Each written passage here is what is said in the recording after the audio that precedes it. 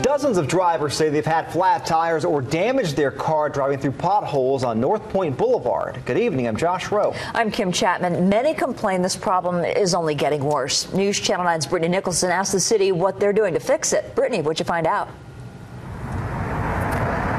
The city explains they're not actually in charge of upkeep on this road, but take a look at this pothole. The city says they admit there is a problem. This pothole is just one of many on this road, and you can tell this one is about 6 inches deep. Now take a look at some of the damage it's done. Here is a hubcap just staying here on the side of the road. It's damaged. We assume that's from one of the potholes. We actually saw someone who had the same issue here earlier today. The city says they're working to try to figure out how they can help fix it.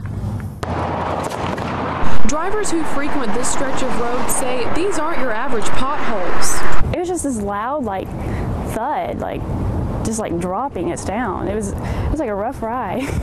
17-year-old Alexis Jackson was driving down Northpoint Boulevard Thursday afternoon. She was trying to steer away from potholes and other cars doing the same. I was just driving down the road, trying to avoid the pothole, and when I swerved to go around to the left side of it, another guy on the side of the road swerved in the middle lane where I was going to avoid one, so I had to swerve back to avoid hitting him and just hit it like head on. The impact left her with a flat tire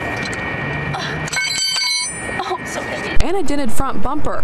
She and her brother pulled over here and called their dad for help changing her tire. She's not the only one who's hit one of many potholes here in the wrong spot. We spent over $1,000 because of 2 broken tire rods and the front end damage these potholes out here have done to us. And it's by far the worst road I've seen in Chattanooga. And it has been for decades. We asked District 3 Councilman Ken Smith what the city is able to do. He says it's more complicated than he thought when he started working on fixing the pothole problem 2 years ago.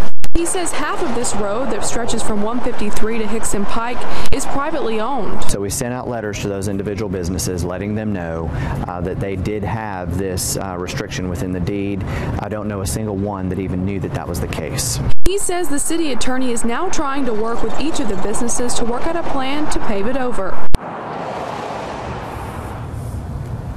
Smith says the city transportation department is putting together a plan to figure out what it would take to completely redo this road. Reporting live from Northpoint Boulevard, Brittany Nicholson, News Channel 9. Brittany, thank you very much for that story.